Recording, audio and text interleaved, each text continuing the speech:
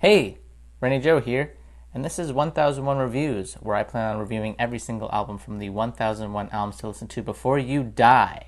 And today we are looking at the Divine Comedy's 1996 album, Casanova. Casanova by the Divine Comedy was released under the Setanta label, produced by Darren Allison and Neil Hannon himself, lead composer of Divine Comedy. Art direction, Kevin Westenberg. Nationality, Ireland, with a running time of 51 minutes and 46 seconds. Almost dropped it. Wouldn't be the first time. With the Divine Comedy's Casanova, we get, in my opinion, one of music's best and most interesting characters in the form of a concept album. This character being the Casanova. He's a character that throughout the tracks here divulges greatly into his sex escapades, as well as delving into sexuality quite a bit, eventually resulting in an interesting and unexpected conclusion to the story of the Casanova, where he goes on a trip of self-discovery in the end, at least from what it seems to me. The first two songs, Something for the Weekend, which is a euphemism for condoms, and the song Becoming Like Alfie are just the beginning of the Casanova's sexual adventure into becoming this Casanova. And he's in the very early days of becoming this character, and in becoming this character, he now sees women as sexual objects rather than something to have a romantic relationship with, which is something he addresses on Becoming More Like Alfie, where he says he used to believe in love, he used to believe in the romance, but he's dropped that and traded it in for just his sexual gratification for himself rather than going for love at all. These two tracks definitely set the stage for the kind of style and aesthetic that this album is going for, which is very heavy on the Baroque pop front, dealing very much with an orchestra-like arrangement that is backing up Neil Hannon's very powerful, theatrical, and incredibly dramatic performance. This sound and style carries on to the tracks Charge and In and Out of Paris, which again are two songs detailing his sexual encounters as a Casanova. And this time, it is a bit comedic, like much of this album is, with the titling, as the in and out and the charge are being used as metaphors or innuendos on his sexual acts. Like in the song Charge, the charge that he's speaking of, this charge into battle, is a metaphor for also his charge and going into this sexual act. Or the song In and Out in Paris, which obviously with the title of In and Out, is kind of suggestive. And speaking of comedic moments on this album, the first track ends with the Casanova actually being reversed seduced and ends up also being robbed in the process, and is a bit comedic and a bit of a payback for the Casanova, and kind of something that as a listener you laugh at him and don't really feel all that bad, as he isn't necessarily a good person all that himself. There's a lot of irony in this, him trying to seduce a woman, but he was the one that ended up getting seduced himself. Bit of Uno reverse there. Then we have the song Songs of Love, which is far sweeter and far more delicate than any of the other tracks on this entire album, as it was written for the show Father Ted, and is actually one of the tracks on here where it feels like it isn't part of the story of the Casanova, as instead just a simple song of love, like the title suggests. The orchestra arrangements on this one are far more stripped back, and Nick Hannon's singing is more gentle than anything else on this album, and this song plays as a very good intermission between the Casanova story arc as it gets far more intense and profound going forward. Specifically with the incredible, best, amazing, perfect track on here, The Frog Princess. This is a song where the Casanova meets a French girl, why he refers to her as a frog, who is just a complete mess herself and struggles with extreme self-esteem issues. And she tells him this up front and makes it quite clear, and the Casanova, seeing this, decides to take advantage of this and sleep with her because he's a dirtbag. It is kind of comedic and funny in a way, as he only sleeps with her just to see if she really is as low as she claims, and if she is truly as unlikable and broken as she claims to be on the inside.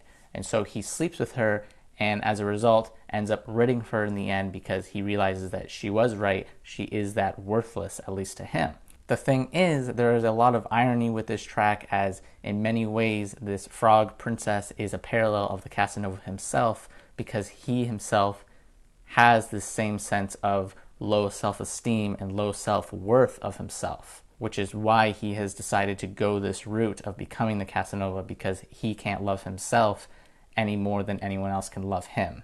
I really love the chorus of The Frog Princess, as it is very powerful and delivered by Neil Hannon in an extremely over-the-top and dramatic way, as the Frog Princess says, "You don't really love me," just as "I don't really love you." So they are coming to terms in agreement that they don't love each other, and that this is just a fling, and this is just something they're getting out of the way, but in the end, these two don't even love themselves.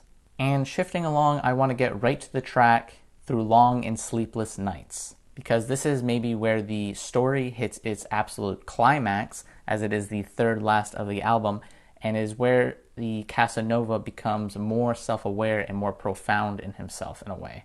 Instead of being sung, it is far more spoken word based by Neil Hannon, and the Casanova is more aware of himself and is coming to terms with the person he really is on the inside.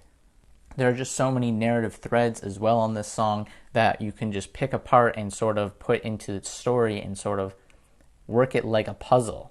As with the chorus, you get the lines, "I can put on the perfume, even wear the dress sometimes, but I will always be the bridegroom and never be the bride," which to me is a really important line, and this song in general is incredibly important, as this Casanova has used sex as a way to fill his void that he feels from deep within, and these sexual acts are something for him to distract himself with from the truth, which is that he doesn't even feel very confident and right in his own body. He is extremely at war with himself in this song.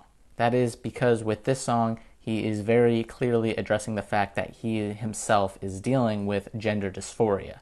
And because of this, he would rather be a woman than be the man that he is, and his desires to sleep with women and constantly use women are actually not just because he is just filling a void, but because he wishes he were those women. He doesn't want to be a man at all. He doesn't really want to be a Casanova. He wishes he could transition over to the opposite gender that he was given. At least to me, that's very much what this track says. And you could also point to the previous track before this one, A Woman of the World, where he puts this very classy woman up on a pedestal and is constantly singing the praises of this woman and her just beauty. And not just her beauty, but just the way she handles herself and her confidence. And at one point even says, very blatantly in fact, he says, "Because I want to be her." Not that he wants to sleep with her, he is jealous of her, and he says he is jealous because he wishes he was her rather than himself. But sadly, in the end of Through Long and Sleepless Nights, after this sort of revolution of realizing that he wants to be a woman and wishes he could be a woman, he decides to recluse right back into the Casanova lifestyle and just push it aside. He's acknowledging that it's there in the very soft spoken areas of the song, but in the end, he fully embraces the Casanova and tosses aside the very obvious gender dysphoria that he is dealing with just to fill a void and continually divulge in this toxic masculinity that he's stuck in. And this song and ending of the song is extremely interesting to me because at this point of the album, you have seen the character have a full, complete character arc. He went from the early days of the Casanova in the first few songs to detailing just the general life of what he was living and how he used these women, all the way to hating himself and then finally coming to terms with him actually being a woman on the inside, but rejecting it all in the end anyway. It's a very powerful character and an extremely interesting character, and I just love the writing and narrative of this album. But we still have 2 songs left, with the second last song being the theme from Casanova as it is titled, which is more of a credits of sorts, where they list off the members of the creators of the Divine Comedy's Casanova. Neil Hannon addresses himself, says that he is the composer and the creator of the story, and then also lists off other members who are involved in the making of this. It is very much like a theater at this point and feels very theatrical, just like the rest of this album. And then finally that song closes off and should, in my opinion, be the end of the album. We have 10 songs, works as an arc, and that's it. And it fits perfectly. I don't want anything more than that.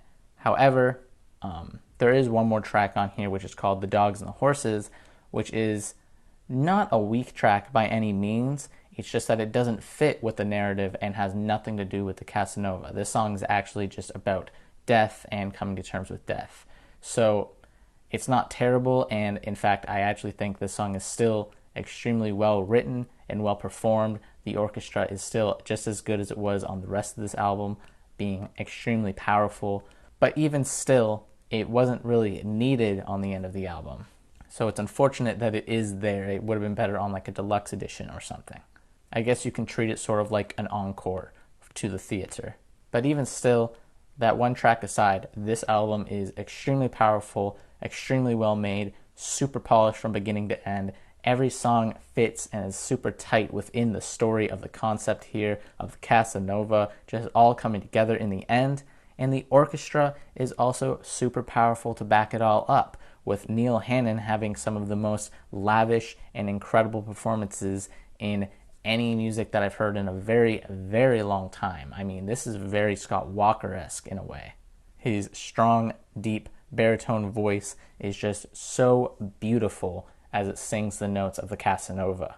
And because of this, the soft rating in the end for me came in at a 9.7, so extremely high, and I will go ahead and harden the rating up to a 10 out of 10, a perfect album, as, yeah, there is only one weak song, that being the last one, but the rest of the album, I mean, it's just perfect. It's just watertight.